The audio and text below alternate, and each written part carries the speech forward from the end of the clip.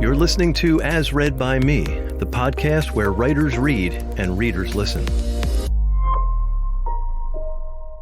Hi, this is Bill Rausch. This is a story titled Dog Tales, as read by me.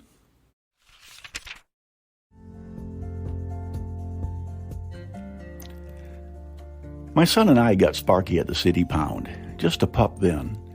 When Billy rubbed his belly, that frenetic black tail whipped up a frenzy. But it was his eyes.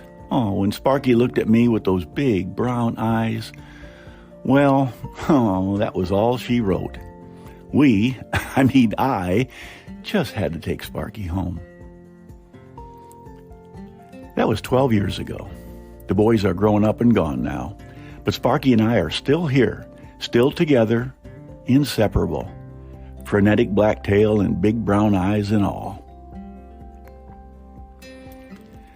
This morning, I cussed like a sailor until my lawnmower finally coughed itself to life.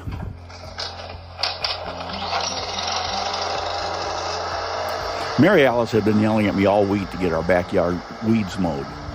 I had just made my second pass around our knee-high jungle when Sparky, always fascinated by that smoke-belching lawnmower, started running circles around it, barking his fool head off.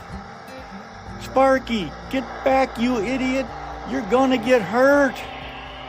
Well, that worked until I made my second round. He ran out from under the porch and went right back at it again. Oh, I lost him in the weeds. Then it happened. What? The lawnmower, it hit something.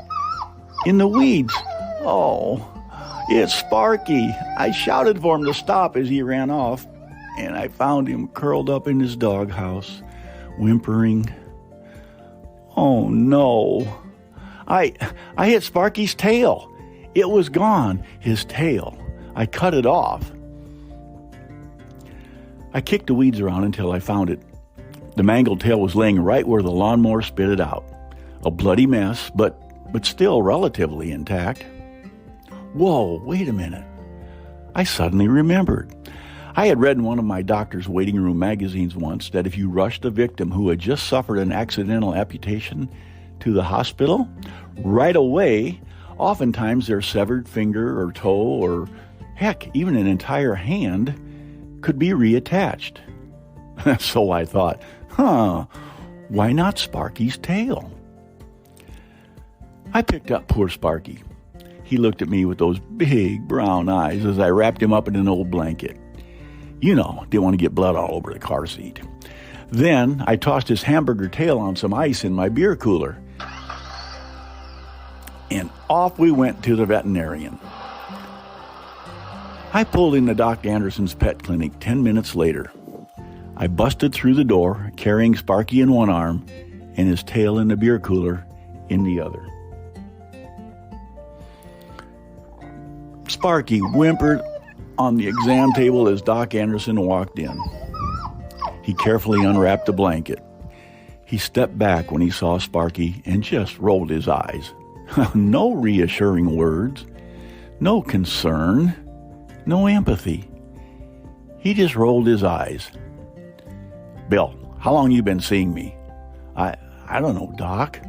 Ever since I got Sparky, I guess. 10, 12 years. "So you trust me, right?" "Well, of course I do. Like a brother." "Okay. Then here's what we're going to do. You keep Sparky wrapped up in that blanket. And be dang sure you keep that tail on ice. I want you to drive right down to Walmart, and they'll fix you right up."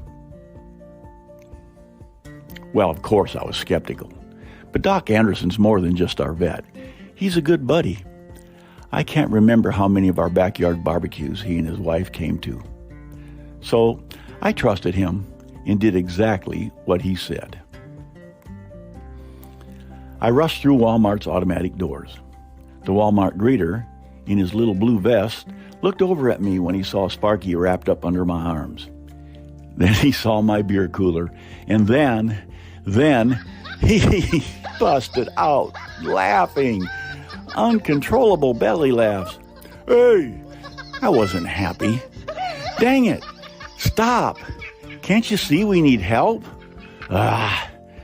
Well, he finally got a grip and stopped laughing long enough to ask me. So, let me guess. That crazy Doc Anderson, he sent you, right? Well, yeah, how'd you know that? I was getting madder now. He started laughing again and pointed at the sign above the door. Welcome to Walmart, the world's largest retailer.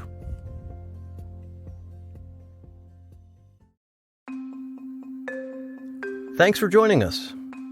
If you love the show and want to keep hearing more great stories, there are 3 ways you can help. You can hit the subscribe or follow button on your favorite podcast app. You can leave a review for the show on iTunes. Or you can go to asreadbyme.com and click the donate button. Every little bit helps us continue to amplify the eclectic collection of stories and voices that make our show unique. If you're a writer or know one who should be on our show, send an email to writers@asreadbyme.com. Well, that's it for this episode. We'll see you next time on As Read by Me.